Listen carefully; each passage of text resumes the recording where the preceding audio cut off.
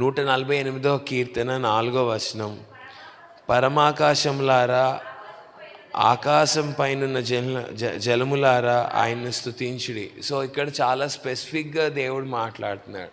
ఆకాశం పైన జలాలు ఉన్నాయి, అయ్యో వర్షంగా కురుస్తుంది, మీరు దేవుణ్ణి స్తుతించండి అని చెప్తున్నాడు. హల్లెలూయా. మనము ఎంత అధికారం కలిగి ఉన్నామో చూడండి. అప్పుడు మనం మన అధికారాన్ని మనం వాడే కొద్దీ మన అధికారం ఏంటో మనకు అర్థమవుతూ ఉంటుంది. వర్షాన్ని ఆజ్ఞాపించచ్చు, ఇంక చెప్పు అంటారు కొంతమంది, కానీ దేవుడు మనకి అధికారం ఇచ్చాడు. వాటిని ఏం చేయమని చెప్తున్నాడు? దేవుణ్ణి స్తుతించండి అని చెప్తున్నాడు. మీరు ఇంకా తర్వాత యెహోవా ఆజ్ఞయగా అవి పుట్టెను, అవి యెహోవా నామంను స్తుతించును గాక. హల్లెలూయా. సో యెహోవా ఆజ్ఞ ఇవ్వగా అవి పుట్టినాయి. కానీ మనము దేవుని చేతుల ద్వారా నిర్మించబడ్డాం. హల్లెలూయా.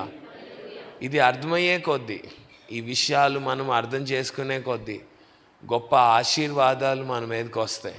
మనల్ని దేవుడు ప్రత్యేకంగా సృష్టించాడు, మనం దేవుని ప్రజలము. 6వ వచనం చదువుదాము. ఆయన వాటిని నిత్య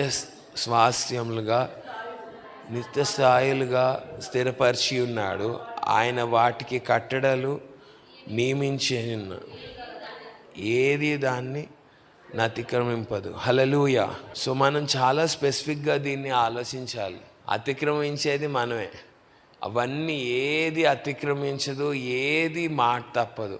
ఎట్లా చేయమంటే అట్లా చేస్తారు.